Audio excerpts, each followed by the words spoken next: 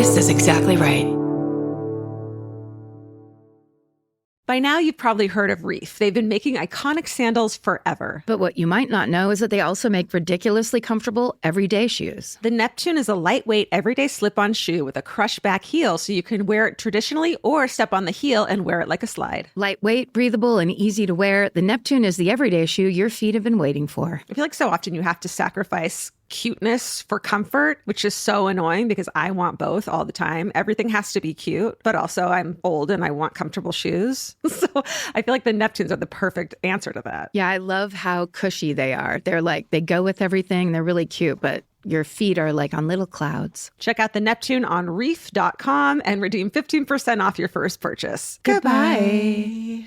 If you're thinking about your bra all day, you're probably wearing the wrong bra. Your bra should clock in, do its job, and clock out. That's where Honeylove comes in. Honeylove is an independent, female-founded brand with products designed by women who actually wear them. Honeylove recently launched their new crossover contour bra, which features their best-selling wireless crossover bra design, plus built-in molded light foam pads for extra support and a beautifully contoured shape. And Honeylove is now offering a crossover triple bra bundle. You can get huge savings by buying 3 at once. But Honeylove doesn't just make bras and shapewear. They built a full line of tanks, bodysuits, and underwear with supportive structure, smoothing fabrics, and premium finishes. Treat yourself to the most advanced bras and shapewear on the market. Use our exclusive link to save 20% off Honeylove at honeylove.com/MFM. That's honeylove.com/MFM. After you check out, they'll ask where you heard about them. Please support our show and tell them we sent you. Experience the new standard in comfort and support with Honeylove. Goodbye.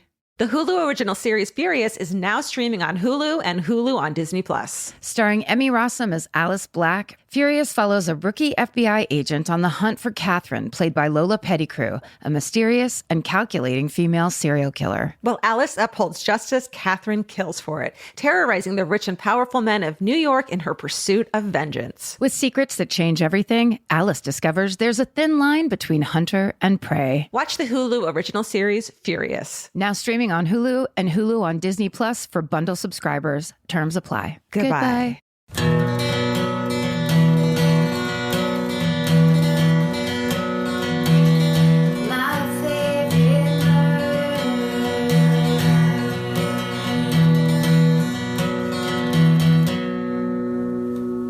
Hello.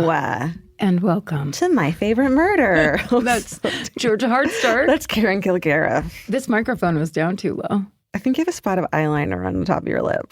But I think it looks good. It looks like a little freckle. Get rid of it. Get rid of it. We have Yeah, you got it. We have makeup on today for exciting reason. For video reasons. We're making a video. Go right down the barrel with it. Are we videoing this? Aren't we? Are we? Oh, That's the whole idea. I thought because we just did a video. I thought that was it. And now I could sit fucking No. Do not relax. God damn it. Do not relax. It's happening right now. Posture and my hair. We're about to join all of the other podcasters doing video podcasts on, TikTok and whatnot. You know what I did? I didn't cut my bangs before this because that's like, don't do that. But I did do a dumb thing, which is use bronzer for the first time. Oh, no. So I was like, this is how I see it done on Instagram. Were you doing the thing where you're like on your jawline, down your nose? Yep. Okay, the first time I tried to do that, it truly looked like I was just wiping ash on my face. I didn't match the color correctly. Do I look different? Do I look? Yes, snatched to hell. Snatched all to hell. That's what I was trying to do, is just thin up my upper lip. You got to get that thin lip. That's what's in today these days. How does it happen where you're just like, I'm just trying to kind of look nice? And then it's like, sorry, your mascara fell off onto your lip. Because it's not fair. Because youth is beauty. And when you don't have that anymore, you just chase it and chase it and chase it. Ooh, that light just flickered with a ghost. Flickered like it is brave. All the brave podcasters before us. Yep. We're standing on the shoulders of brave giants. Older ladies fucking making younger generational fucking content. We're here. We're here to make content for people who do not care. I don't want people to go like, they're amazing. I want them to go, they're brave. Yes. That's so brave of them. It's so brave that you went on to video with that face. What a brave choice for that face. You're really changing lives and minds. Oh, welcome to our podcast. Here's the wave of self-consciousness that we have to power through. Yeah. Okay, fine. Should we just do the podcast like normal? Let's pretend it's not happening. This isn't happening. First time caught on video, Georgia using Kleenex, because that's something she does often. Can I just tell you, this is not a plug, but the fact that we are now doing ads for Kleenex makes, it's kind of a milestone moment in my life and on this podcast, I feel like. Absolutely. Because we've literally manifested it. Yes. Literally. I've blown my nose on my dress at a live show before because I didn't have Kleenex. And I was like, Kleenex needs to sponsor us.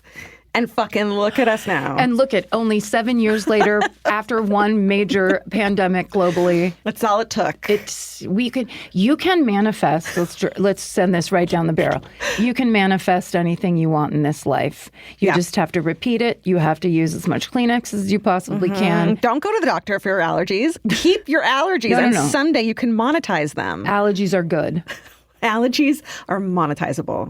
It's all content. It's all content. It's all content. It's all content. It's all blessed. It's all hashtag fucking, what was the, okay. Jess, who works in the production department at this company, I said one day that I would love a cover. For the Kleenex brand. For the Kleenex brand that's underneath there and fully sponsors this entire situation. And you manifested it. But I said, there's some sort of a toucan pattern. Can we just, for the busyness element, get something on there? Like exactly right. Exactly. Yeah. Well, just something plain. Okay, anything. And then Jess was like, check this shit out. And had Vanessa, our graphic designer who's super talented, go. And this is what Vanessa did like, here's your choices. I can do this. I can do that. Tell them, for people who don't watch YouTube or Instagram, what you're talking about. Oh, sorry. I keep on touching and pointing this, but this is actually a podcast.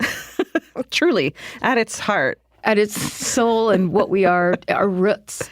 I'm sorry, guys. I'm pointing at a plastic Kleenex box cover that's white plastic, as I said, fully recyclable. It's made from old cans. And our graphic designer, Vanessa, cut out a bunch of exactly right circles in beautiful kind of mid-century color patterns and put them on the Kleenex box. That's what it takes to get a job at this fucking network. You have to care. You have to care so much. We're also forcing all of our employees, especially the people who work on this podcast, to be in sketches now, to be in funny videos, because everybody has to participate. It sounds actionable. I bet it is. I don't think you're allowed to. I bet it is. I have a book. Can I give you a book real quick that I'm so excited about? Can I just ask a question? What? How are you fucking reading all these books? No. I'm listening to them. Oh. Audiobook. Got it. I'm reading books. It takes me 3 weeks to read a book. Right. Because I only do like a bed. Audiobooks, I'll finish them in a weekend by creating my favorite thing to do around the house, which I call it this and that.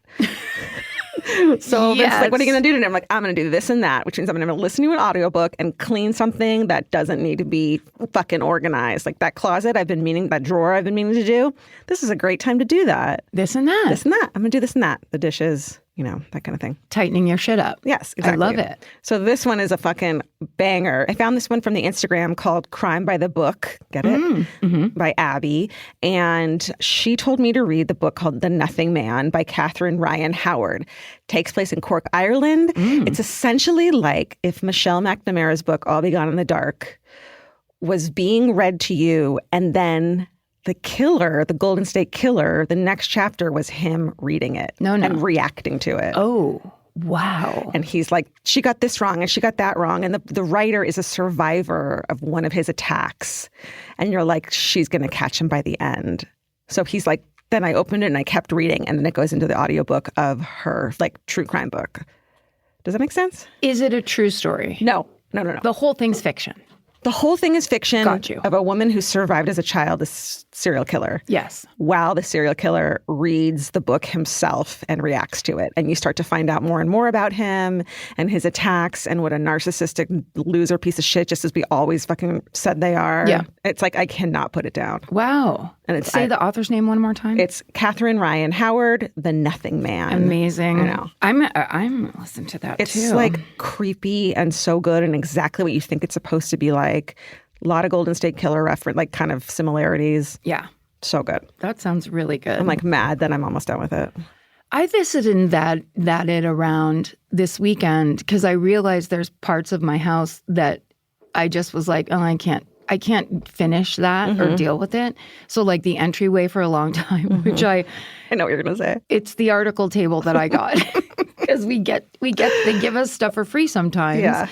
Just so we can actually talk, from our experience. Yeah, on the ads. So I got like an entryway table. That was there with a nice lamp. And so I had a place to basically put my keys and not lose stuff. So it was just like, I need a home base for my things I can't lose.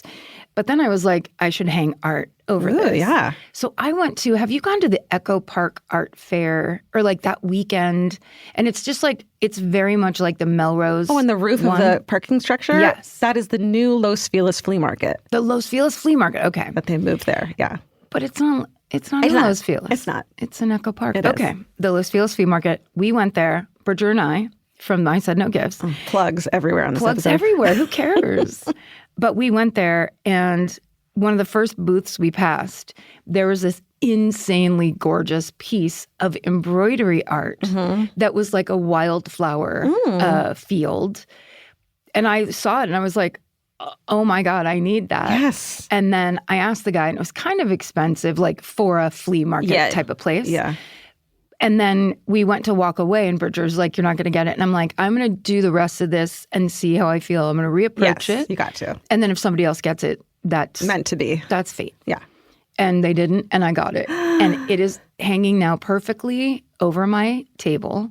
And I keep intentionally walking by it just so I can see it. Sweet. Yeah. Okay, since this is now a visual podcast, you need to send a photo so we can put it on the Instagram. Write that down. Alejandra, text her. I have a picture. You do? Yes. Oh my God. The second I put it together, I took a picture and sent it to Bridger to be like in your face. Yeah. Why are you mad at him for it? No, just, it's my personality. But it was essentially like, look how good this turned out. Yeah. It was better than we all expected. Let's see.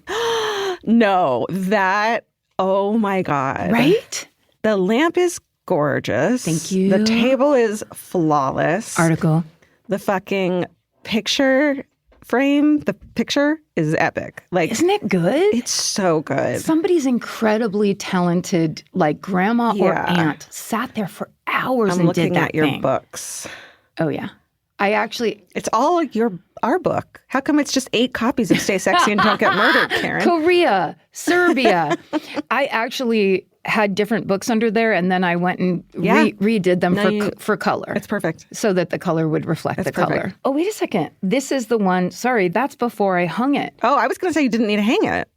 But here's what I did. I hung it 4 inches above that table, which is the spot. Yeah, that's what they're all doing. So perfect. It's fucking Pinterest perfect. I feel proud of myself.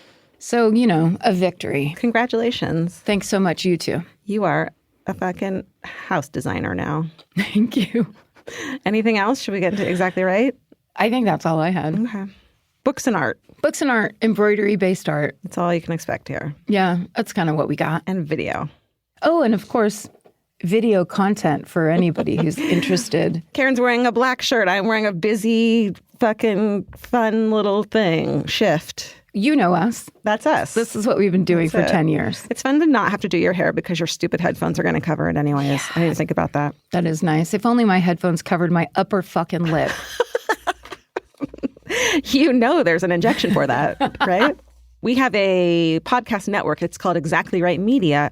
Here are some highlights. Now, Bananas, Kurt, and Scotty discuss strange news with their guest, Dana Marlowe, founder of the nonprofit I Support the Girls. Also, you guys, in Denver, Colorado, on Saturday, September 7th, don't miss Bananas Fest, where the Banana Boys will host a day of festivities and live shows. Visit bananaspodcast.com for more information. Like, this is a must go-to thing. Yes. Yeah. Kurt Braunohler and Scotty, actually, because they've been working together since they lived in New York City. Yeah. So like years and years.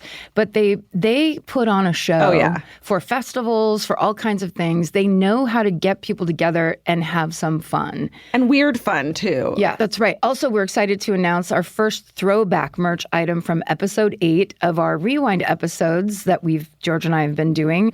Through September 3rd, you can pre-order your limited edition Elvis Wanna Cookie t-shirt or tote bag. So don't forget to do that because they will be gone very soon. And those are by old school Murderino artist Michael Ramstead, who was like early on sending in the cool fucking MFM art. Like, thank you. Huge part of the early days. Thank you, Michael. Yes. And so also the Exactly Right store is having an end of summer sale that runs today, August 29th through September 2nd. Use the code SUMMER24 to get 15% off all regular priced items. And don't forget to check out the last chance section for even more discounts. Visit exactlyrightstore.com to shop. Also, a reminder for listeners who do like to shop. I keep now turning to the camera. You do. Don't do that. We're supposed to be chill. I'm so sorry. You kind of seem like you're in an infomercial. Yeah, that's kind of what my personality is like anyway. But my thing is just kind of like, we can't ignore these people. No, ignore them. That's part of the job. Like, they don't want to ignore They're not people. even there. They're not there. So a reminder for those who like to shop, promo codes for all of our advertisers are now available online so that you will never miss them. And it's online on our website specifically. So you go to myfavoritemurder.com/promos and you can get the promo codes for all the things we talk about. I bet you there's an article one on there. I've gone twice to look for it to see if we have promo codes for things I've been buying. I'm not fucking kidding. Yeah. Because I might as well use my promo code, right? Hell yes, we all should. This episode is supported by FX's The Shards, a seductive drama from executive producer Ryan Murphy. Set in 1980s Los Angeles, the series follows a group of glamorous, deeply entangled high school seniors drawn into a life of wealth, beauty, parties, and excess. At its center is Brett, whose reality begins to unravel when the arrival of a new student coincides with a series of mysterious murders. FX's The Shards, now streaming on Hulu. Goodbye. Some flavors will always make you smile. And with Kachava's new cinnamon French toast flavor, you can enjoy the taste of your favorite childhood breakfast without the sugar crash. Kachava is an all-in-one nutrition shake that comes in so many delicious flavors, including the brand new cinnamon French toast. It's made with real cinnamon bark for the richest, deepest, most authentic flavor. And just 2 scoops provide complete nutrition your body craves with protein, fiber, greens, and so much more. Kachava provides clean nutrition to fuel wherever your day takes you. No fillers, no nonsense. Okay, the Exactly Right Media office has all become obsessed with Kachava because they keep sending us these amazing boxes of all the flavors, and everyone kind of fights over it now. So we got this new flavor in, and I mean, there was like a line to try it. It's pretty great. We're real believers in the whole Kachava line, so treat yourself to a childhood favorite. Go to Kachava.com and use code MFM for 15% off your first order. That's Kachava, Kachava.com, code MFM. Go to Kachava.com and use code MFM for 15% off your first order. Goodbye. Bye. There's always a point in the day when your feet decide they've had enough. Especially if you've been running errands, traveling, or my favorite, just standing around. And that's where Reef comes in. Reef has been known for comfort since the 1980s. While many people think of their sandals first, they now make comfortable everyday shoes as well. Like women's Neptune, a lightweight, everyday slip-on shoe with a crush back heel so you can wear it traditionally or step on the heel and wear it like a slide. It's lightweight and breathable, which makes a noticeable difference if you're on your feet for long stretches. You know, we got some of these shoes. I know, they're so cute. They're super cute, but they are really lightweight. You don't think about that. Sometimes when I'm wearing like this heavy running shoes, they weigh your feet down. And these Reef ones are like super kicky and comfortable. Check out the Neptune on reef.com. That's REEF, and redeem 15% off your first purchase. Goodbye. Goodbye. I'm first, which is good because I've already drank half of this can of wine. Yeah. You know, we got to get you out of here pretty soon. I'll go and then I'll leave and then you can do your story. Okay. And I'll plate a camera. Yeah, that's right. Talk to them. Okay. Do you know, Karen, the outdoor shopping mall on Sunset Boulevard that's called the Crossroads of the World? I know you know yes, it. I do. Of course I do. Tell everyone about it. Calling it a shopping mall is a little, they might be literal with that, but it isn't like people are going there to shop. It's like office buildings now, but I think, go on. But maybe it was when it started? Yeah, I'll tell you all about it, but yeah. Oh, okay, It's just like this weird kind of... It looks maybe Dutch, like it's the whole main part of the main building is a windmill design, if I'm remembering it. It just really does stand out. It's right? like, it's got a very specific style, and it used to be very close to the Cat and Fiddle. Yes. So like we'd get drunk at the Cat and Fiddle and I'd be like, what's that thing over there? And that was like, a part of my young Hollywood lifestyle. Yeah. It's in the like kind of sketch neighborhood on a Sunset Boulevard. There's a 7-Eleven across the street. Like we've all seen it, but none of us have ever been in it. Yeah, you can tell it used to be something, but there's a lot of stuff like that in LA where you're like, I wish I will one day learn about this. Well, guess fucking what? Today is the day. The Crossroads of the World opened in October of 1936 and was designed to have different buildings and different architectural styles like you would find in international cities. For example, probably Dutchland. Yeah. The idea is that when you are there, you're taking a trip around the world. The entrance is a building that looks like an Art Deco ocean liner. So it is, when you drive by it, you are like, what is happening? The central tower has a globe on top, and it's so iconic that a replica of it is the first thing visitors see when they enter the Hollywood Studios Park at Disney World in Florida. Oh, wow. Did you know that? I did not. But also, it's interesting that I interpreted that as a windmill.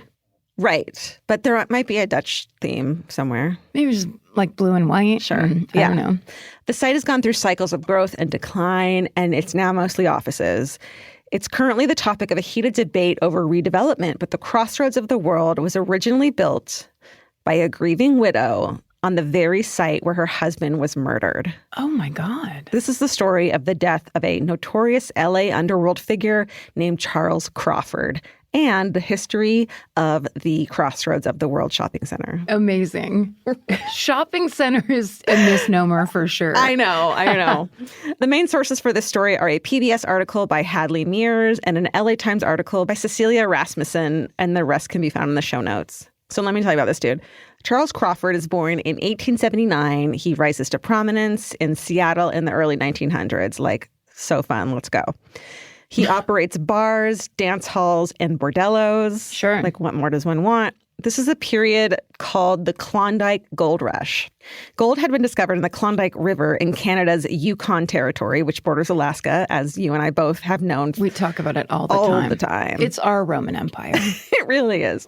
One of the routes that you have to use to get there often requires a stop in Seattle, where Charles and his partners are ready to relieve the men of their money. Yeah. You know? They're like, what do you need? We have it. We have it all here for you. Exactly.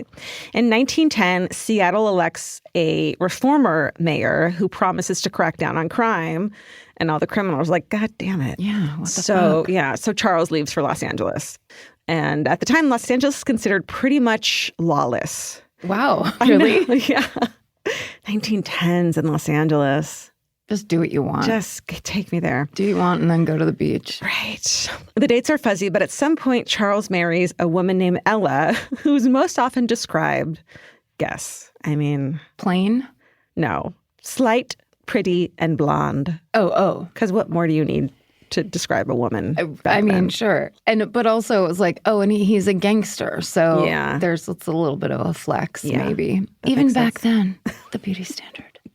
Charles shows up in Los Angeles right before Prohibition, which is fine for him because he opens up a saloon called the Maple Bar at the intersection of 5th and Maple downtown. And I looked it up, and it's like in the Toy District kind of Skid Row area, and it's right down the street from the last bookstore. Oh, yeah. Which is an amazing place. Everyone should go. It gives me Perry Mason vibes, like the show we were watching. Yes. With what's his face? I won't be able to remember. Yes, you will. I love him so much. Have you ever seen him? Oh, we've talked about it. Yes. His real accent versus him talking like Perry Mason? His real accent and his beard, do things. Great. Yeah. Did they do things to me? Yeah. Reese. Matthew Reese. We were nowhere close to it. I was nowhere near it. No, but that show that we saw that was so good before, remember, they were like downtown in the 20s. So Perry Mason, yeah. So the Maple Bar is a really nice place. There's a bordello upstairs. And right away, Charles and his friends become influential in the LA underworld.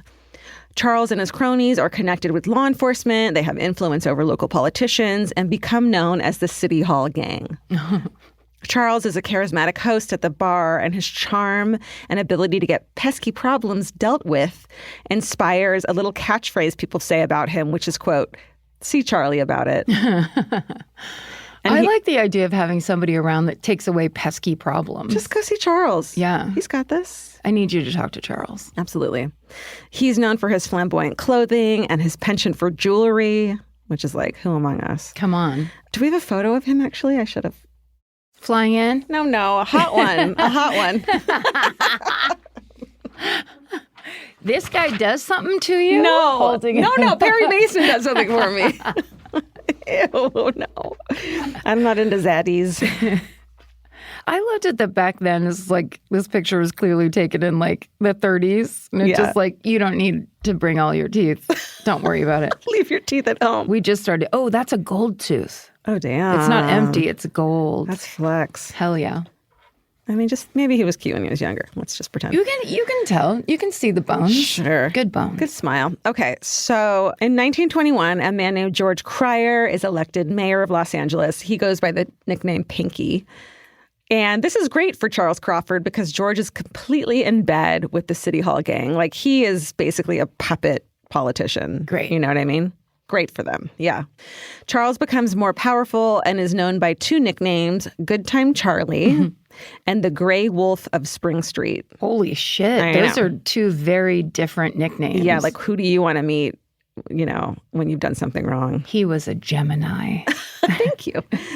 He's not directly tied to particular acts of violence. Basically, he's too high up and has enforcers to do things like that for him. And it said that Charles is the inspiration for some of the corrupt villains in Raymond Chandler's hard-boiled detective novels. Wow. So like same time, same place, same kind of person. Is Perry Mason a Raymond Chandler series? Wow. Based on? That's a great question. I wonder. We'll just float that into the I'm going to go universe. no. Okay, well, I'm going to say yes. And that's what you can expect from My Favorite Murder. Earl Stanley Gardner did Perry Mason. Thought I'd throw that out there. I only know two authors, and one of them you talked about at the beginning of the show. So at this point, Charles's influence over all corners of vice in L.A. really consolidates into a cohesive crime syndicate. Your favorite kinds of syndicates. I mean, there's a lot of different kinds. Yeah. Crime is the best one. It's fun. The City Hall gang has their hands in illegal slot machines, illegal bookmaking, and illegal betting. At the end of the Roaring '20s, Charles's social standing begins to decline, and it's for a few reasons. Prohibition's ended, and organized crime's influence on the liquor industry becomes like a lot more tenuous.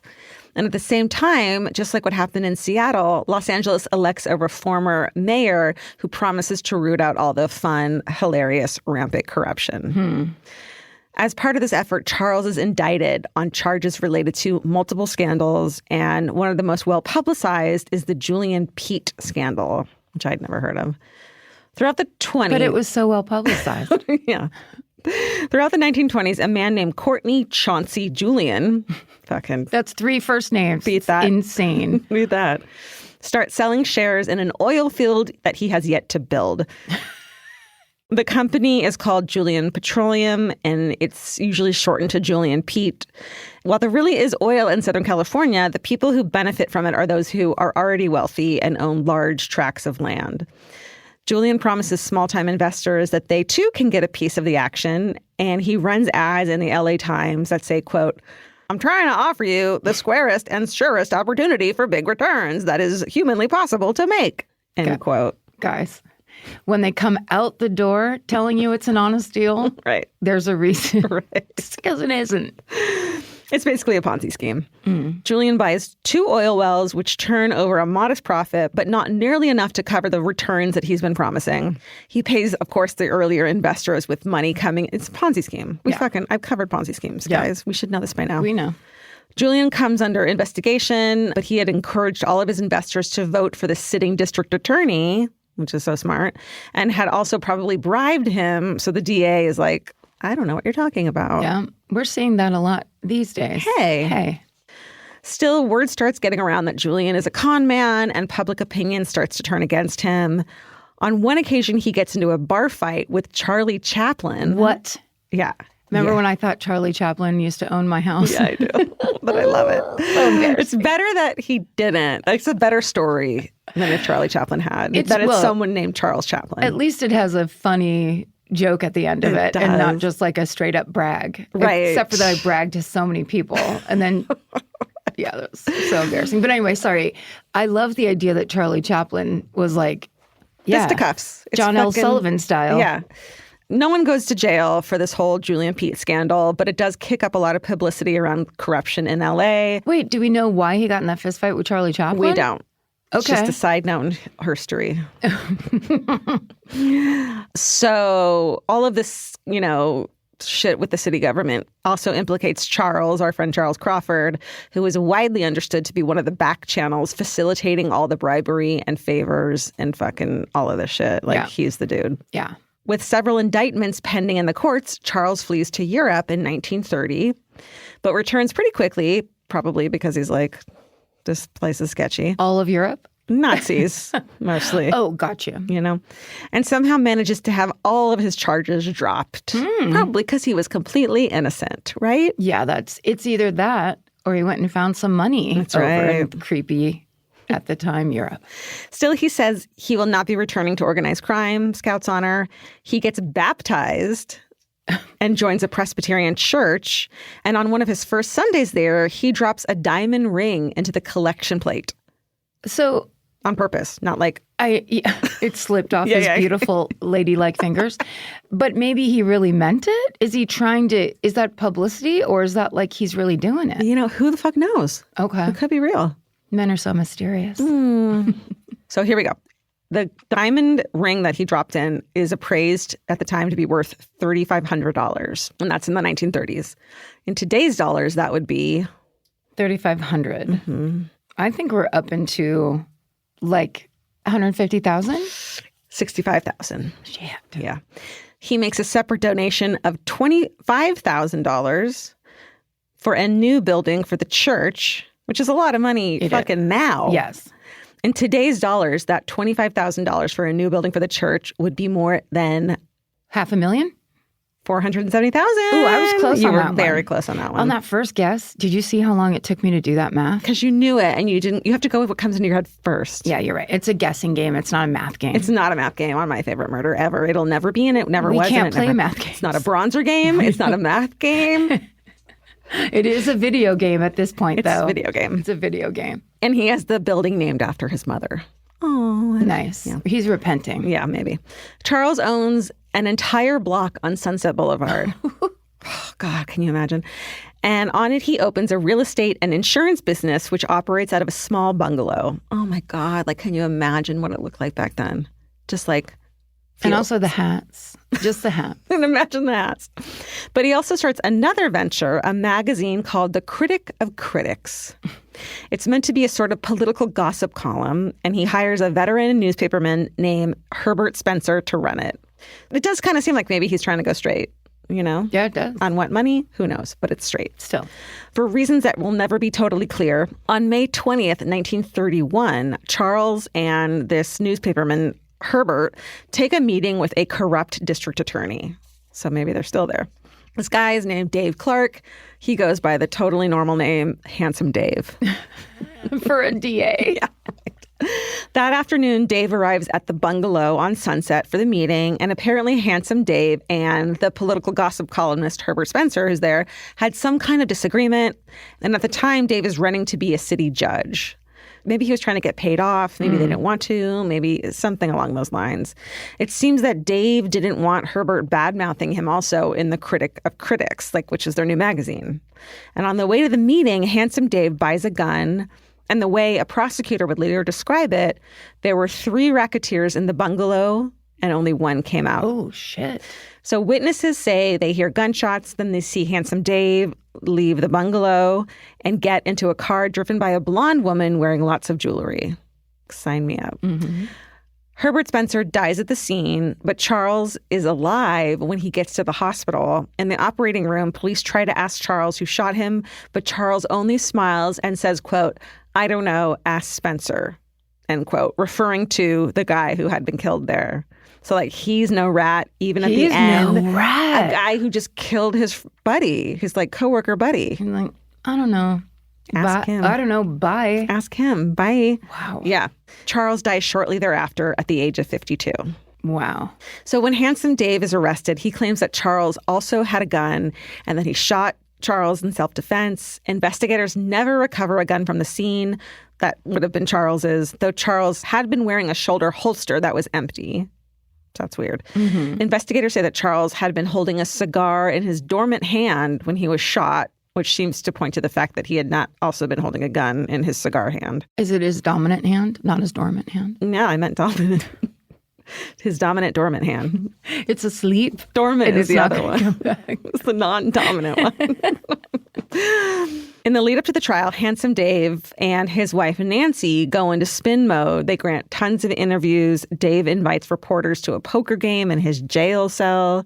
You know, back then. I mean, it's a little wild. Handsome Dave has the reporters come on in his... Bring them on down. Yeah. While Nancy talks to them on her front, like she's just spinning it too. The election Dave was running in happens while he's being held in jail ahead of his trial, and he loses, unfortunately. But he still gets 60,000 votes. Sure. Even though he had killed 2 people. Well, he's handsome. Handsome Dave? Can't get past that. It matters. It does. Dave winds up being tried separately for each of the 2 murders. He's acquitted for Herbert Spencer's murder first, the journalist. After the acquittal, Charles's widow, Ella, the slight blonde and pretty Ella, gives a statement criticizing the prosecutor. She says that there's no point in having another trial for her husband's murder because, quote, "So as far as I'm concerned, District Attorney Fitz need not put on any more burlesque shows in the trial of my husband's slayer. Dang. In these times of depression, it would be far better if the taxpayers be saved the cost of another futile gesture such as that just completed. In the trial, the memory of my husband was besmirched and a halo placed over the head of his slayer." So Wow. she's pissed. She's slight, blonde, pretty, and a badass. Yeah, and her husband's like, I'm a Presbyterian now and I'm taking care of business and doing normal shit. He gets fucking killed by this guy, and this guy comes out scot-free. Yeah. So, like, don't even bother prosecuting him for my husband's murder because I know it's going to happen and I don't want to hear it. Well, it's like they all worked within a rigged system and really supported that rigged system, and suddenly the rigged system gets them. That's right. Yeah. That's a good point. But you can't just call up a trial, a civilian. True. So the trial proceeds. Ella testifies against Dave's self-defense argument. She says that she hugged her husband goodbye the morning he was killed, and that if he had been wearing a revolver, she would have felt it. Sure. Maybe. There's a hung jury. One juror wanted to find Dave guilty, Handsome Dave guilty. That juror then finds a bomb on his front lawn. Oh, my God. So the new jury, the next jury, comes back with a not guilty verdict. Yeah. Like, message fucking sent. Also, as that woman pointed out to the press, it's the Depression. Yeah. No one needs that shit we don't in need their it. life. If it's like the hardest of times. Yeah. And I like that she's like, the taxpayers' money would be better spent somewhere else. Right. Don't fucking bother. It's the Right. Depression. And that's what those people are just like, I'm not dying for this fake, Right. Ugh. Yeah. Horrible. About 20 years later, in 1953, Handsome Dave Clark will be arrested for another murder, and he'll die in jail at the age of 55 shortly after his arrest. Meanwhile, Ella Crawford, the wife of Charles Crawford, she's in her 30s when this whole thing goes down. She's now widowed with 2 young daughters. And in 1934, the IRS starts closing in on her. Charles died owing $42,000 in back taxes, which in today's dollars, Jesus, that's a lot of fucking money. How much is that? Almost $1 million. $984,000. Just overwhelming. Just like bankruptcy. But he owned a bungalow where he was killed. He owned that land and that entire block of Sunset Boulevard that it was on. Right. So Ella has an idea. Her vision is a block full of shops that will take you on a trip around the world. She hires an architect named Robert Dara to design the shopping center. That's her dream now. He's the same person who designed LA's Coca-Cola building, and he specializes in a style called streamline moderne. You mean just like this studio? Yes. It's basically an offshoot of Art Deco that draws inspiration from trains and ocean liners. There's that building on that, like a little on Hyperion. Yep. You know what I'm talking about? Yes, It's with got the little a little porthole. porthole. Yes. Yes. Oh, God. That must have been like the style. Yeah. Yeah. A style. It's back curved then. edges, windows that look like portholes. It looks like a little little schooner. ship. Yeah. He designs the shopping center's iconic central building that looks like a ship. And the Crossroads of the World opens in 1936 to great fanfare and hosts an eclectic selection of shops that specialize in things like hand-dipped chocolates and imported fabrics. Ooh. How many years of your life would you give up for 5 minutes in there? 7. Because Wow. truly, I mean, No, don't. Yeah, it's not. No one's coming for you. no one's coming for me, but also that idea that, especially back then where like things were quality. Yeah. So somebody is actually like choosing each shop to reflect things in the world. Like, you couldn't get a lot of stuff like that back then. No. You just had like Macy's and whatever they had at Macy's or the May Company. But like, this is intentionally international and global. That's cool. In an area where there probably aren't a lot of, I mean, Los Angeles at the time, I don't think it was that cosmopolitan. I think it was not at all. So you have this sudden cute little fabrics. Yeah. Chocolates. Perfume. Modern. Yeah. Artists and designers also rent space in the shopping center. The stories. So cool. Let's go take a Ouija board there and find out. Ooh. Later on, it becomes more popular as an office space for people in the entertainment industry. And Alfred Hitchcock has his production offices there. That's right. Which is down the street from where Charlie Chaplin had his fucking production offices. Around the corner, which is where Kermit the Frog now has his production offices. Fucking right. The Jim Henson fucking production offices. LA's not so bad. Ella dies in 1956, and in later decades, the shopping center becomes more vacant, changes hands between owners several times. Today, part of the site is planned to be redeveloped into fucking high rises. Just what LA needs more of. Well, that whole area along like Sunset and Hollywood Boulevard, they're trying to turn it into like high rise area. Guys, if you've ever been to the original Amoeba that was there, that's the area that it's in. Oh, yeah. Right? And Cat and Fiddle, as you said. Right, right. The fucking Hollywood YMCA. Love that place. It's right there, too. No, I'm serious. I love that place. No, I do too. But we used to go there. I think I was a member, or I went with my friend. Mm-hmm. But one time I was going there and waiting for her to be done. Mm-hmm. And I was just sitting against a wall. And this old guy was like, "Hey, can I get a ride home?" And I was like, "What? No." And it was the weirdest thing. When I got home, my leggings that I was wearing were split from like the top, from just stem to stern, just like open crotch, like leggings at the YMCA. He was like, "Can I get a ride home?" I was like, "What is happening?" He thought I was trying to attract. Yeah. And that's the way I was going to do it.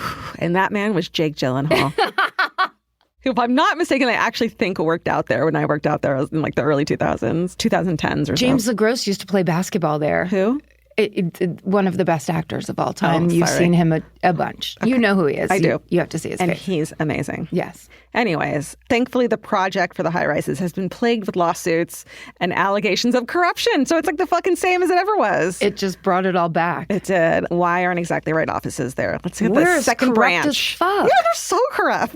That's all we do is pay off handsome DAs. I didn't mean it like that, but let's get our second set of offices at that spot. Sounds great. That'll be our future investment. And that is the story of LA underworld boss Charles Crawford and the LA landmark that was built as a result of his murder, the crossroads of the world on Sunset Boulevard. Incredible. And truly, what a joy to listen to that. Thank you. Because LA is so like not known for anything architectural or anything like that, but there are a million stories here. Yeah. And across the street, and I'm not sure, I think it's also on Sunset, there is that motel that has the crazy, creepy haunted house looking thing. That has the old soda vending machine. Yes. I have a photo in front of that in a vintage dress. Yeah. Is it still there? I think it's there, but I think they don't like how many people try to come in and go, oh, whatever. Or but it's just for filming now. Maybe it is. I don't know. I think I talked about it once long ago on like Facebook, and I had a bunch of people who were like LA people telling me about it. But so crazy. Oh, yeah. This would be a good series if you keep on doing these stories like these. Okay. It's like, you never thought that 7-Eleven had anything to do with it, but that's actually where... I like that. It's like the Zanku Chicken place and the Los Feliz Murder Mansion. Right. Yeah. But I could do it all over the world. Around the world. Well, then that's actually just the podcast. But no offense. No offense. All taken. This episode is supported by FX's The Shards, a seductive drama from executive producer Ryan Murphy. Set in 1980s Los Angeles, the series follows a group of glamorous, deeply entangled high school seniors drawn into a life of wealth, beauty, parties, and excess. At its center is Brett, whose reality begins to unravel when the arrival of a new student coincides with a series of mysterious murders. FX's The Shards, now streaming on Hulu. Goodbye. There's always a point in the day when your feet decide they've had enough. Especially if you've been running errands, traveling, or my favorite, just standing around. And that's where Reef comes in. Reef has been known for comfort since the 1980s. While many people think of their sandals first, they now make comfortable everyday shoes as well. Like women's Neptune, a lightweight, everyday slip-on shoe with a crushed back heel so you can wear it traditionally or step on the heel and wear it like a slide. It's lightweight and breathable, which makes a noticeable difference if you're on your feet for long stretches. You know, we got some of these shoes. I know, they're so cute. They're super cute, but they are really lightweight. You don't think about that.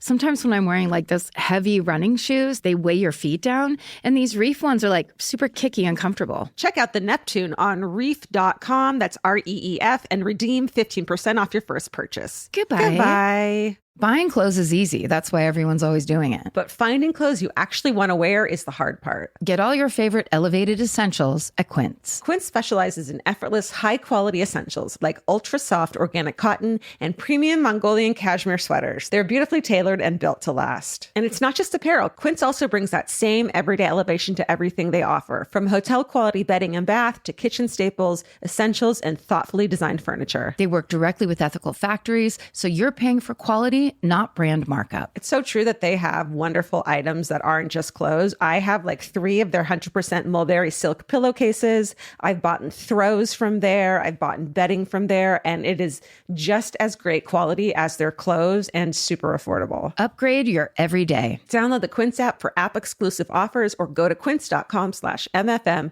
Get free shipping on your order and 365-day returns. Now available in Canada and the UK too. QUINCE.com/MFM. Goodbye. Well, should we roll right into story number 2? Let's do it. When I was reading this and going over it, I was like, I did this already. But then I remembered, as is common with me, I like to redo stories I did incorrectly. Oh. So I didn't really tell the full story last time. And so that's why I'm going to tell you this story today. Today's story is about sharks. Okay. The apex predators we all fear, especially when we're swimming in the ocean. Sometimes just when we're sitting around the living room. Absolutely. Yeah, totally. Especially when we're actually where they live. This past February, ABC ran an article with the headline, quote, 10 people killed in unprovoked shark attacks last year, report finds. Unprovoked being the operative word there. Right. Then in July, CNN publishes an article titled, quote, at least 4 people were bitten in shark attacks in Texas and Florida since the 4th of July. Texas has sharks? I mean, their coastline does. Sure. They don't come inland very much. You also may have seen last year's headlines about the great white shark that was, quote, stalking the Hamptons. So this has been common lately. But to be very clear, encounters between sharks and humans are very rare. Globally, there were 69 unprovoked shark attacks. Don't laugh at that. Don't. We're grown women. The shark swims by and you're like, hey, slut. And then it's like, well, then you asked for it. What were you wearing? A bikini? Yeah. Were you just out there in the water opening your legs over and over? So in 2023, 69 unprovoked shark attacks, 2 of them being fatal. So of those, only 2 were fatal. One was in Hawaii, the other was in California. And my guess is the other one was Stinson Beach, because that's where, up north, that's where they all happen. Yeah. But that's just a guess. Hearing about those occasional attacks is what feeds into our persistent and very reasonable fear of sharks. But it doesn't warrant it based on data and the stats. Sure, that's all we care about here on My Favorite Murder. Yeah, we're data and we're stats. We're not like you. We don't base our fears on rows of teeth. That's immature. We're data sluts, kind of. So 100 years ago, Americans felt very differently. Back then, sharks were thought of as big, mysterious fish that lived deep in the ocean. At that time, reports of shark attacks are, of course, much more few and far between, especially on the East Coast. American scientists at the turn of the 20th century openly and repeatedly reinforced the idea that sharks are not a threat to human beings ever, at all. Just not at all. Give them a kiss, actually. Yeah. If you rub their nose, they'll follow you around. So even though there are reports of shark attacks abroad, they're sometimes dismissed by U.S.-based experts as being exaggerated or sensationalized or written off as just sea tales. Until 1916. In 1916, all of that changed because that was the year that transformed sharks from big mysterious fish into cold-blooded apex predators in the minds of Americans. This is the story of the 1916 New Jersey shark attacks. I remember this live show. Yes. In New York. Jersey? No. Did we ever do a live show in Dirty Jersey? No. Why not? Because you just called it that. We can never go back. I learned Dirty Jersey from my old friend Haley Schaefer, who was from Jersey, and that's what she called it. Okay, then you're allowed to call it that. I think locals only. Yeah. Okay, so yes, I'm pretty sure that's what it was, but I basically only told one snippet of the story. Okay, great. So today's sources are the book 12 Days of Terror by Dr. Richard Fernicola, the book Close to Shore, The Terrifying Shark Attacks of 1916 by Michael Capuzzo, and a History Channel documentary called Shark Attacks of 1916. The rest of those sources are in our show notes. I love that there's just a year that so much fucking shit happened that sharks just like got a rep and like never shook it. It's like 2024 with orcas. We're like, what's going on that you guys are like, you know what? They're done. Fuck it all. They're fucking done. We're coming for you. All right. So this story starts on July 1st, 1916 in Beach Haven, New Jersey. Beach Haven is a popular vacation spot where wealthy Northeasterners like to summer, including a well-to-do family from Philadelphia named the Van Zants. So on this night, the Van Zants have a 6:30 dinner reservation, but they just got to town. So they decide to make a quick trip down to the beach before going to the restaurant. Basically like, oh, we're here. Yeah. Dr. Eugene Van Zant, his wife Louisa, and their 3 daughters stay on the beach, but their 25-year-old son, Charles, decides he's going to take his first dip in the ocean, the first dip of the summer right now. Don't do it. So Charles makes a beeline for the water, and adorably, someone's dog runs along with him and swims along with him, goes out with him, until Charles is about chest deep in the ocean. We don't know if it was the Van Zant's dog or if it was just somebody else's dog, but we know there was a dog. Either way, the rest of Charles's family and a small group of other vacationers cheer them on as they go swimming in the ocean. Oh, simple times. So everybody's kind of watching, him swim. And then suddenly the dog's demeanor changes. He seems skittish and he abruptly turns and paddles back toward shore. If the dog goes, you go too. Yeah, leave immediately. Charles calls after the dog to come back. The dog isn't having it. So now Charles is all alone, or so he thinks. What he doesn't know is that there's a triangular fin slicing through the water heading straight for him. And what happens next plays out in seconds. Charles lets out a high-pitched scream as blood pours into the ocean around him, turning it all into a dark crimson. Confused onlookers watch as he kicks and flails. One of Charles's sisters later says that he appeared to be, quote, struggling with a monster under the surface. The lifeguard on duty is a man named Alexander Ott, and he responds quickly. He swims out to Charles. He helps him make his way back to the beach. But as he does that, and as they are getting into shallower and shallower water, the shark attacks again. This time, the shark clamps onto Charles's thigh, and Alexander can actually feel the shark pulling Charles's body away from him like a tug of war. Oh, no. And according to witnesses, this shark actually hangs on to Charles's leg until the men are so close to shore that the shark is actually scraping its belly against the sandy beach in the shallows. Fuck. And then it finally gives up and swims away. So at that point, people have started gathering together. I mean, they're all watching this horror show. I have chills. Right? They all help pull Charles from the water, including Charles's father, Eugene, who, thank God, is a doctor. So now Eugene has to treat his son's horrific wounds. Eugene has never seen anything like this before, even though he's an experienced doctor. Charles's leg is tattered. The flesh is just gone. There's blood spurting everywhere. And the bone on Charles's hip and leg is exposed. Dude. Horrible. You got that artery right there. Oof, the big one. Yeah. The one you can't, don't do anything to it. So the beachgoers help to carefully move Charles to the manager's office of the nearest hotel. And they try to control the bleeding. But before he can be transported to a hospital, He loses consciousness. Charles Van Zant is pronounced dead at 6:45 p.m. He's only 25 years Oh old. my God. And his family watched. They watched it. It's so terrible. Yeah. So the Van Zants are a prominent Philadelphia family, and Philadelphia newspapers run stories on this shark attack, but it doesn't draw much attention beyond his hometown. And when it is discussed, it's mostly treated like a freak accident. As one example, Dr. Richard Ferrancola writes, quote, "The New York Times buried the account of the Van Zant attack on page 18, referring to the culprit simply as a fish on 3 occasions in the short piece, and reluctantly mentioned that it was, quote, presumably a shark." Probably because of tourism, right? They don't want to That's right. Yeah. Yep. Just like everyone's favorite movie, Jaws. Gotta open the beaches. Gotta open those beaches. It's 4th of July weekend. Yeah. This was July 1st. Yeah. Oh, right. Yeah. And just, Peter Benchley, who wrote the book Jaws, said that this was not an inspiration. He did not get his idea from this. That's a thing that people have said for years, and he has corrected for years. Okay. But just like the movie Jaws, this isn't the only attack. The terror is just beginning.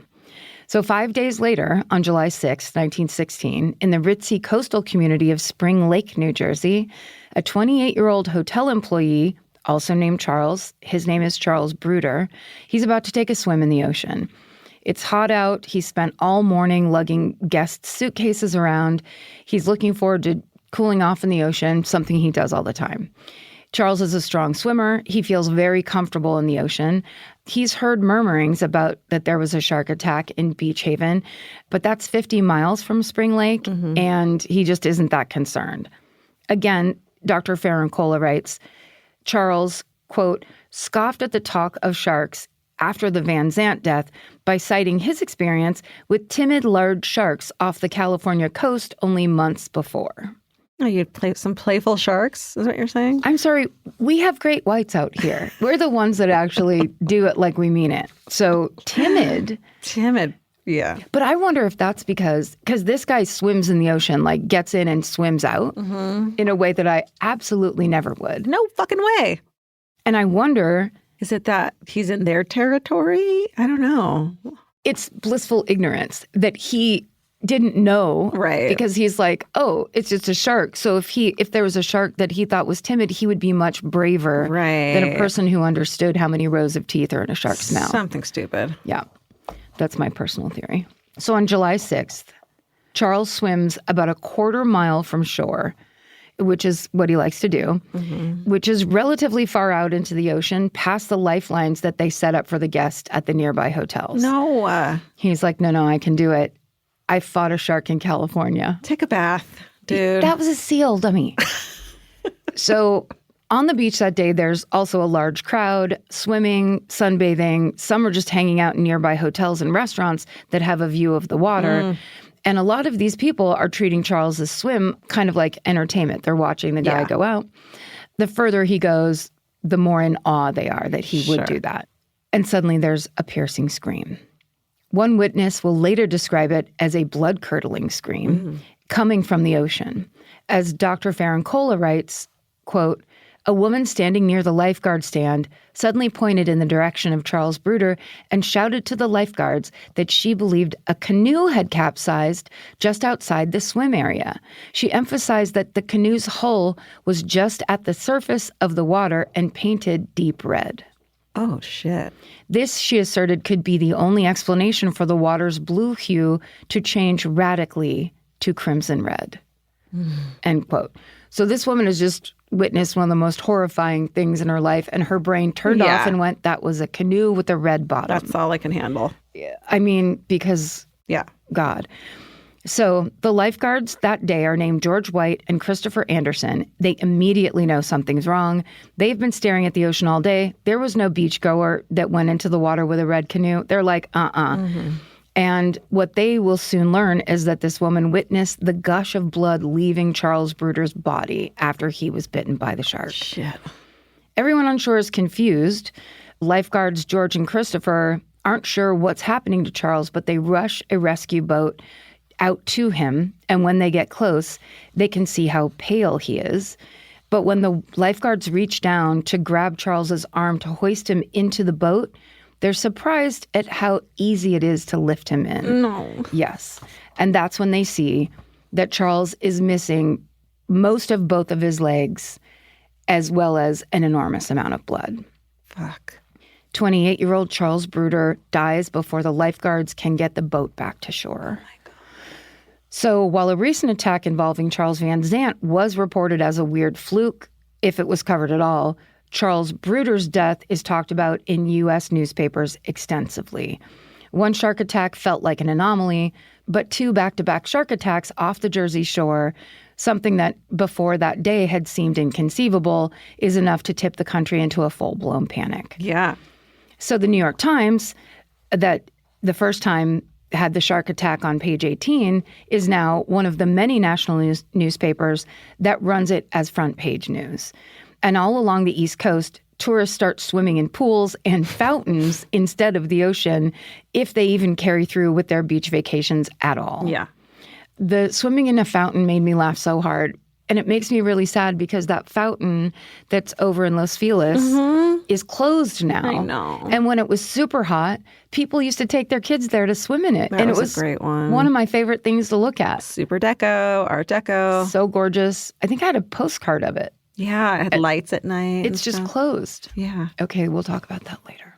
So in the small, friendly town of Matawan, New Jersey, there is not much fear. Summer in this town is still in full swing because a lot of people haven't heard about what's going on. Matawan is about 10 miles inland, but it feels like a world away from those glamorous Jersey Shore retreats. It's that long ago that the Jersey Shore was glamorous back then. We've seen Boardwalk Empire. That's Atlantic City, Oh, isn't that's it? right. Nope, that's Atlantic City. It's Atlantic City, but it is an ocean. Sure. On the East Coast. Same thing. Glamorous. It's the same. There's no oceanfront in Matawan, but there is a brackish, salty tidal creek, the Matawan Creek, that's popular with local kids. Ooh, you wouldn't think there's going to be a shark there. Correct. So does any of this part sound familiar? Yes. I'm thinking of the one that you covered where the shark barfed up an arm or something. That's the Australian one. Okay. I was thinking it was that one. The fact that it's in a creek and how weird a shark in a creek would be. I remember this. You do? A little bit. Okay. Because we're trying to figure out, it's not like an episode. I feel like you did it at the theater in Brooklyn that we did. Oh, King's Theater. Yeah, in Brooklyn. And we just never posted it. Think so? Probably. Well, if you were there that night at the King Theater and got super drunk with everybody else because they had some sort of crazy Karen and Georgia cocktail that every single person in there drank. Got like drunk to a point where you're like on hallucinogenic drugs. It was wild. So you don't remember this anyway. It was the best, the wild night. And that may have been a night where we either couldn't use the recording. Right. Or something happened. I think we did 2 nights there. And so we don't want to like put 2 episodes from the same theater up. So we usually we use one night from a recording or from a tour. Until 1 year later when we want to go on vacation, then we use that second night. Steven was put up the other night. Steven, where are you? Please call into the hotline right now. I'm having a fucking, meltdown, Steven. I can't record tonight. Yes, for sure. Put up the live episode. What live episodes do we have left? That's what we say. And then we watch them dwindle down to 0. I guess put that one up. Okay, fine. It's not that good. It was hard in 2018. 17? 19. Yeah. 20. The whole thing. 21. Very difficult. So I think I did this and we just weren't able to capture it. I'm still here. Great. I probably had one of those cocktails myself. So. Okay. There are people out there right now that are like, I was there. I heard you do this. You did this one. Okay. Someone can help us. Yeah. So now it's July 12th. It's 11 days have passed since Charles Van Zant was attacked in Beach Haven, 70 miles away. And only 6 days have passed since Charles Bruder was killed, 30 miles away. So that afternoon, a retired sea captain named Thomas Cottrell is taking one of his walks around town that he always does. Hoping someone will ask him about his stories because he has the best stories I mean, it's all I can picture is the character from The Simpsons, where it's like, "Arr," everything starts with an R. Totally. That sounds amazing. They truly had a retired sea captain in Matawan. Beautiful. So lovely. So Cottrell makes his way across a bridge that passes over the Matawan Creek. And as he does, he looks down at the water and he sees something that he immediately recognizes because he's an old sea captain. Probably the fucking seafaring captain. It's a dorsal fin connected to a 10-foot-long creature that's swimming up this creek. Fuck. So Cottrell knows what a shark looks like. He's an expert. He's like, it's not a fish. It's not a fish. You assholes. And it's not a log. He's also well aware of the 2 recent attacks in New Jersey. He knows that kids in Matawan like to swim in this creek, so he goes running back to Main Street to warn everybody. Amazing. Luckily, it isn't that far away. Okay. So he can keep his pipe in his mouth the whole time. So he does just that. He just starts running around, warning everyone he bumps into, there's a shark in the creek, there's a shark in the creek. And I think the first time I did this story, I probably leaned on this pretty heavy. I don't know if it's true, but I imagine that guy gets drunk as much as he possibly can, as I would myself. So everybody that he tries to tell this to thinks that he's either drunk or crazy. Yeah. Okay. We got, So frustrating. Yeah. But also it's like saying there's a giraffe in the tree where it's like, yeah, we would all think you're crazy. What are you talking about? Sir. He's in his pints, as they say. Does someone say that? Is that how they say it? It's a British thing. In his cups. He's in his cups. He's in his cups. So the idea of a shark being in the creek seems impossible, except for this summer. This summer says, no, it isn't. Everything is possible in this beautiful summer. So around 2 p.m., a group of boys are headed down to the creek to go swimming. And they're going toward what's known as Wyckoff Dock Swimming Hole. These boys come to that swimming hole almost every day this summer, including a little boy who's 11 years old named Lester Stillwell. Lester's small for his age. Lester has epilepsy. Other than that, he's killing it because he has a factory job at the same factory his dad works at where they nail peach baskets together. Cute. And so he basically clocked out of his factory job. He made 150 baskets that day. Oh, my God. And then his dad is like, you're done for the day. You've helped our family. Oh. And so he got to go swimming in the creek. So he met up with all the rest of the boys and he went down to Wyckoff Dock Swimming Hole. So he gets to leave the factory around 1:45, meets up with his friends. They get to the swimming hole. They jump into the creek and they jump in like they're just wearing their factory clothes and then they jump in naked. Okay.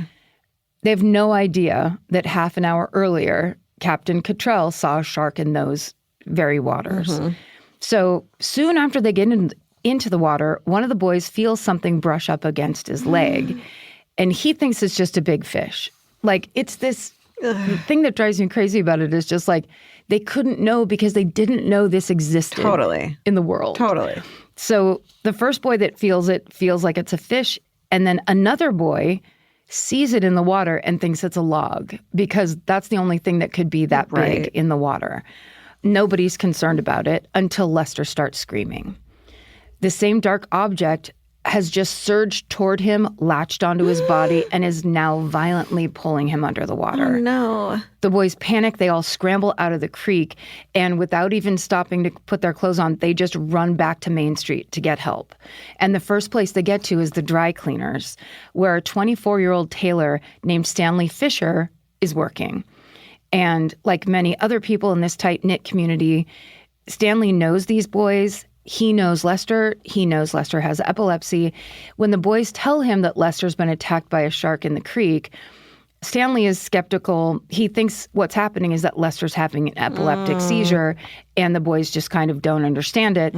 So he runs back to the creek with the boys, and they don't see anything. So Stanley starts to search the swimming hole. Less than an hour later, he finally surfaces with Lester's remains in his arms.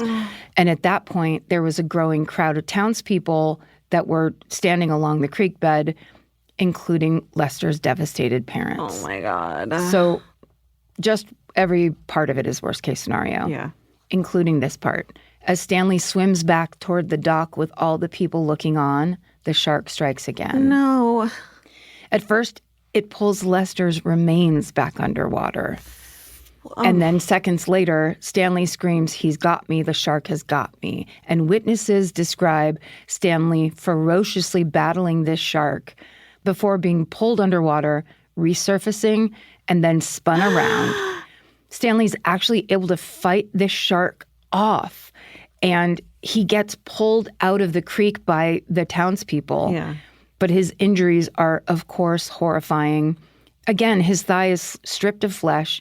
He is gushing blood, and the only thing he can say is the same phrase over and over, "Oh my God, oh my God, oh my God." What a fucking nightmare. Well, the nightmare doesn't end there. No. Because half a mile down the Matawan Creek, another group of boys is swimming. So this is where all the people that wrote in were like, I think I only told Lester's story. I think I only told one of the attack stories. And people were writing in like, are you insane? This was a whole thing. Yeah. You have to look it up. Okay. And back then my answer was, I don't have time. Please, I don't have Marin McGlashan or any researcher in my life to help me with this. Right. So these boys, they're fun. They're swimming around the creek. Everything's great. They hear someone in the distance yelling shark. So they all start swimming to get out of the water. Mm-hmm. They race toward the nearby ladder to climb up onto the dock that's there. Mm-hmm. The last boy, the slowest in the bunch, is a 12-year-old named Joseph Dunn. Oh, no. You're not just telling me that for no reason. No, I'm not. The other boys climb up onto dry land, including Joseph's brother, Michael. They hear Joseph scream. He's about 10 feet from the dock, which to me is not close. Like swimming-wise? No. No. And as they turn around, they watch Joseph get pulled underwater by a large shark. Joseph will later describe the feeling of being bitten as, quote, "a big pair of scissors pulling at my leg and bringing me under." Which means he survived? Which means he survived. The other boys in the group, including Joseph's brother Michael, waste no time to get him out of the water. Michael jumps into the creek himself, and the boys create a human chain from the dock to Joseph. And then some adults hear the boys screaming, and they come and they help. And together, they pull Joseph to safety. He is, of course, seriously injured, but he's alive. Moments later, Captain Thomas Cottrell, who's been going up and down the creek in his boat, he arrives at the scene. Thomas tells them that they're going to transport Joseph back to Wyckoff Dock because there's already people there working on getting Stanley to the hospital. Right. So he's like, we'll meet up with them. When a maimed Joseph shows up in Thomas's boat, the members of the Matawan community are stunned to hear that a third shark attack has taken place. Mm-hmm. Miraculously, Joseph Dunn survives this attack, almost certainly because his arteries were not severed, but so it wasn't the fatal attack. But the Taylor Stanley Fisher, who jumped in to rescue Lester, he dies of his injuries at the hospital. And then a couple of days later, they find Lester Stillwell's partial remains in Matawan Creek. Oh, my God. So now the public reaction across New Jersey morphs from terror into a full-blown need for vengeance. Yeah. Not just for the 4 lives that have been lost and for the child survivor who now has a life-altering injury, but also, as you pointed out, and the movie Jaws points out, millions of dollars of tourism revenue is at stake because of this growing shark panic. So now people set out to kill sharks in New Jersey by whatever means necessary. Oh, that's the solution? Just start fucking killing? Just start killing. Don't go in the water. This apex predator. It can't get you if you're not in the water. I mean, the crazy thing, though, about that creek is how small that creek is. That's fucked up. You're right. It's not a river. It's like if they got into a pool. Yes. And you're like, wait a second. What the hell? Yeah.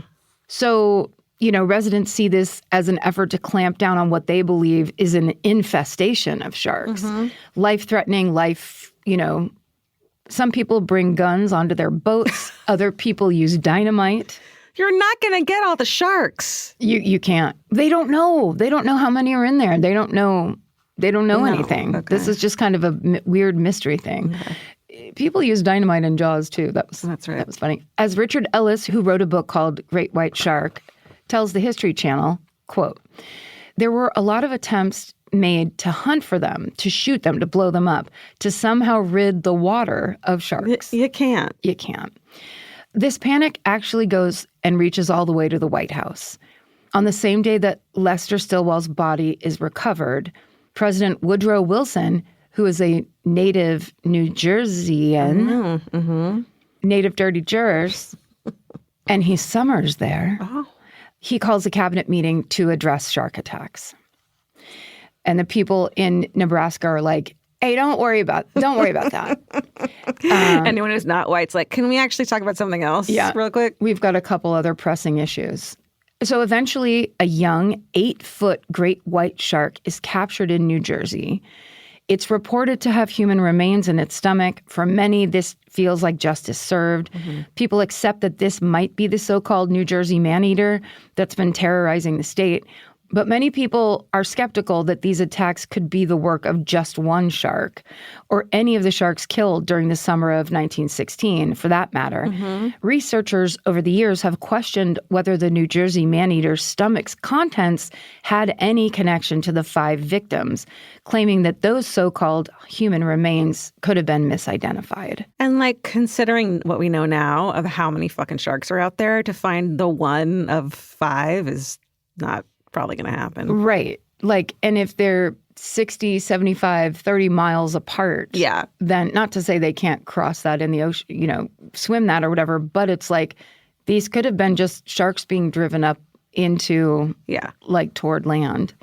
So they basically say that it seems possible the Matawan Creek attacks were the work of one desperate shark that might have just had to keep moving upstream in the tidal creek, far away from its usual food sources, that makes sense. Is desperate. And whether this shark has any connection to the other attacks is unclear. So it's not one shark doing it all. And it probably isn't an infestation like people were imagining, like suddenly we got sharks. We got sharks. We have a flea infestation, but it's sharks. But it's just so many sharks. Oh, God. To this day, scientists and experts can only theorize why there were so many shark attacks in such a short span of time in New Jersey. What's happening? What's happening? You being attacked by a shark? I think so. A brain shark. Okay, I'll just redo that just for clarity, even though we should definitely keep that in. To this day, scientists and experts can only theorize why there were so many sharks. Fuck it, forget it. You know what I mean. Yeah. What's the reason? Yeah. It seems like a mix of factors. For starters, a polio epidemic inspired many people to leave the city. It was an especially hot summer. Both of those things resulted in more vacationers heading to the beach that year. Extra people, extra sharks. Got it. Perhaps the sharks were particularly hungry. One theory is that German U-boats were known to be patrolling off the U.S. coastal waters. That's it. Period. I fucking love. Yes. That's it. Because it's World War I right now. Yes, that's right. Dude, so they like pushed the Germans fucking ran the sharks to shore. Yeah, either the sonar made them go closer or less actual ships were not passing through those lanes they normally pass through and throw food and garbage off of, which the sharks would have eaten. Right. So they had to go in closer to the coast for more food. There it is. Again, the fucking Nazis. They fucking love sharks. It also could be weather related. Okay. There were unusual Gulf Stream patterns in 1916, which made the water closer to the beach warmer and perhaps a bit more enticing for cold-blooded sharks. I buy those. Yeah, those are the two. Yeah. With all that in mind, all of that means greater potential for encounters between humans and sharks. Right. Whatever the reasons might be, these attacks would forever alter our cultural perception of sharks. But this reputation is what scientists now desperately want to shift. No, we're fine with it. Well, okay, tell me. Only because of this. Yeah. Because the second human beings start to get together and say we should kill a thing, they really want to keep killing that thing. I didn't mean kill it. I meant just like beware. Yes. Don't fuck around. Don't fuck around and remember that an apex predator means they're at the top. Yeah. And they don't care about your feelings. Because sharks are invaluable to the marine ecosystem. Sure. Of course. I did not mean kill them, everyone. Just put your fucking computers away. We're going to be super clear. I don't want to kill sharks. No one's calling for the death of sharks. No. We love them. No, we do. We love their teeth. The World Wildlife Fund reports... The WWF? The WWF reports, for example, that, quote, and this is from Mankind. Sorry. The wrestler. As apex predators, sharks fundamentally shape and maintain their ecosystems. They've been around for 400 million years. Guys. Leave them alone. We're not going to beat them. No. Before trees first laid down roots. Shut up. Sharks first. Sharks are older than trees? Yep. Making them one of Earth's greatest survivors. Sharks and cockroaches. I was just going to say yeah, girl. More than 530 species of shark help protect the delicate balance of marine ecosystems, benefiting oceans and the climate. And they taste so good. I'm fucking kidding. I'm kidding. Don't even do it. To be clear, no scientists are arguing that sharks are simply, quote, big fish or that they're incapable of causing harm to humans. They just want to contextualize stories like these as the exception, not the rule. I mean, I was blown away. 64 shark attacks and only 2 deaths. Yeah. Was the data I gave at the beginning. That's crazy. They're just nibbling. They're just trying to give you a little nibble warning. You know what it is? Because we're not fat enough for them. We don't have enough flesh. Right. Mimi bites me harder than a shark would. I fucking Well, let's guarantee not it. lie. I mean, we're not. Come on. Okay. What if Mimi had 3 rows of teeth? Oh, we're so cute.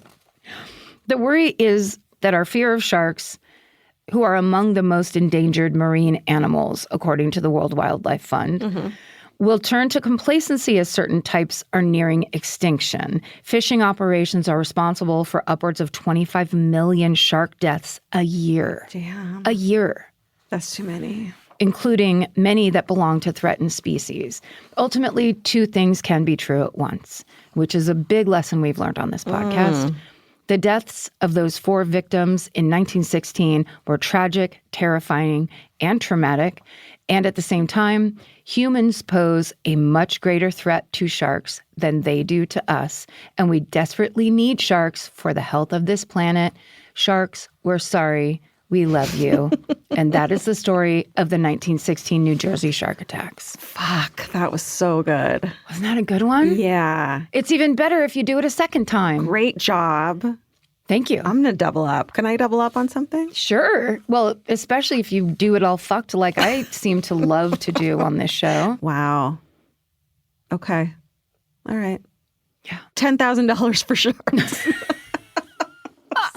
No. To WWE. No. To WWF? We could. Should we give 10 grand To the World Wildlife Fund? Have you seen, only if they send us those shirts that have 2 panda bears and one of them's hitting the other one with a fucking folding chair, like That's they don't make I know. But I fucking love it so much. In college, there was a boy that worked at the grocery store and he drove a white Vespa and he had a World Wildlife Fund sticker on that Vespa. And I was like, borderline, I kind of want to follow you around. Yeah. Because I was in Sacramento. Oh, yeah. So I was like, where did you fucking come from? Right. Where did you come from? Dude, I hit on one on Melrose once and fucking ruined my little 19-year-old heart. But Did he? But it was so hot. Did he like the World Wildlife Fund? I don't think so. He Vespa guy? didn't like anything. He was a narcissist, so no. But what's the connection? Vespa. Vespa. Oh, yeah, Vespa. I The meant Vespa Vespa. guy. Yeah, Yeah. That's what. They're the sharks of Melrose Avenue. Ooh, he was like a shark more than he was a Vespa guy. Should we do, what are you even doing right now? Let's do it. Before I finish this fucking can Oh of my wine. God, my first one's from a shark. Mine's from a Vespa. No, this is from the Gmail inbox. And this one says, what am I even doing right now?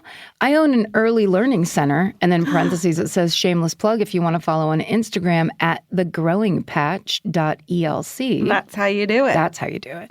And right now I'm listening while making breakfast for 45 tiny friends before they come in to start their day. Aww. That's right. Educate the youth by day and listen to the worst of the worst stories of humanity through the off hours. And then it says ... balance. And that's from Sarah. Very mindful. Very Demure. Very cutesy. Well, then I'm just going to say this one then. This is from the fan cult. This is from KDD. It's similar, but so different. It says, I am preparing a very extensive breakfast routine for my 3 crazy cats. Yay! The end. Yep, I had a long, beautiful one, but then it was just like, this is it. So it's the same, but different. What are you even doing right now? Let us know. Hashtag, what are you even doing right now? Anywhere, or email, or fan cult, or... And if you can hear this and you're thinking about it, it doesn't have to be anything big or crazy. You don't have to have a business. Don't have to be changing the world or children's minds in any way. No, it you could can just feed some cats. Fucked up. It could be weird. We've got some good ones. The thing about this, I think we need to start reading more at a time because there's so many good ones. Oh my God, there's so many good ones. Yeah. We could have a whole, let's do a fifth fifth episode? Wait, is that fourth? Fourth episode of just what are you even doing right now? We just love working. And it literally is like, at this point, we're just reading lists of things. It's like, is that good content? We don't know anymore. We won't know until we post it. That's right. And you tell us. Yeah. What have you been doing? The listener. That's right. Thanks for being here with us. Thanks for being here. And stay sexy. And don't get murdered. Goodbye. Elvis, do you want a cookie?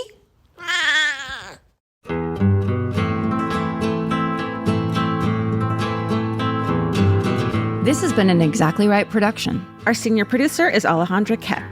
Our managing producer is Hannah Kyle Creighton. Our editor is Aristotle Acevedo. This episode was mixed by Liana Squillace. Our researchers are Maren McClashin and Allie Elkin. Email your hometowns to myfavoritemurder@gmail.com. Follow the show on Instagram and Facebook at myfavoritemurder and Twitter at myfavemurder. Goodbye.